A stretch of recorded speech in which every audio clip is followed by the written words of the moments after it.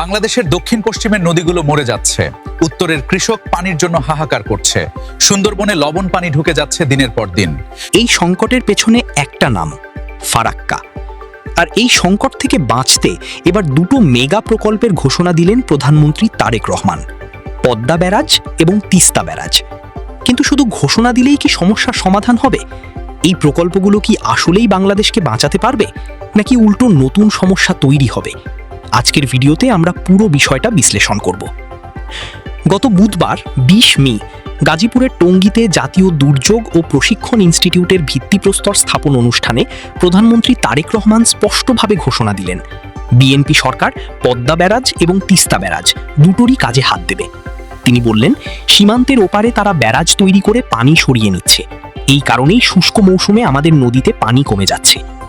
ছোটবেলায় পদ্মার এপার থেকে ওপার দেখা যেত না, আজ সেই পদ্মাতেই পানি নেই। কিন্তু এই ঘোষণাটা আকাশ থেকে পড়েনি। নির্বাচনের আগেই BNP chairman Tarique Rahman Padma barrage নির্মাণকে তাদের অন্যতম প্রধান নির্বাচনী প্রতিশ্রুতি হিসেবে তুলে ধরেছিলেন। নীলফামারীতে এক নির্বাচনী জনসভায় তিনি তিস্তা মহাপরিকল্পনাকে বিএনপির অন্যতম অগ্রাধিকার প্রকল্প বলে ঘোষণা দিয়েছিলেন এবং সরকার গঠনের পর সেই প্রতিশ্রুতি বাস্তবায়নের দিকে তারা এগিয়ে যাচ্ছে। এখন প্রশ্ন হলো, পদ্মা ব্যারাজটা আসলে কি এবং এটা কেন দরকার? বাংলাদেশের দক্ষিণ পশ্চিম ও উত্তর পশ্চিমের পদ্মা নির্ভর অঞ্চল দেশের মোট ভূখণ্ডের প্রায় ৩৭%, যেখানে মোট জনসংখ্যার প্রায় ১/৩ বসবাস করে। আর এই অঞ্চলের পানির সংকটের মূল কারণ ৭০-এর দশকে ভারতের নির্মাণ করা ফারাক্কা ব্যারাজ, যেটা শুষ্ক মৌসুমে পদ্মা গঙ্গা থেকে ৩৫ থেকে ৪০ হাজার কিউসেক পানি ভাগীরথী হুগলি নদীতে সরিয়ে নেয় কলকাতা বন্দরের নাব্যতা রক্ষার জন্য। এর প্রভাব বাংলাদেশে কতটা ভয়াবহ? ফারাক্কা ব্যারাজের কারণে শুষ্ক মৌসুমে পদ্মার প্রবাহ মারাত্মকভাবে কমে গেছে। এর ফলে দক্ষিণ পশ্চিমের নদী খালির লবণাক্ততা বেড়ে গেছে, কৃষি, মৎস্য, বনজ সম্পদ এবং নৌ পরিবহনে ক্ষতি হচ্ছে।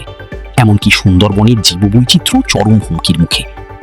বাংলাদেশের কৃষি, মৎস্য, বনজ, শিল্প, নৌ পরিবহন ও জল সরবরাহে প্রত্যক্ষ ক্ষতির আনুমানিক পরিমাণ প্রায় $৩ বিলিয়ন।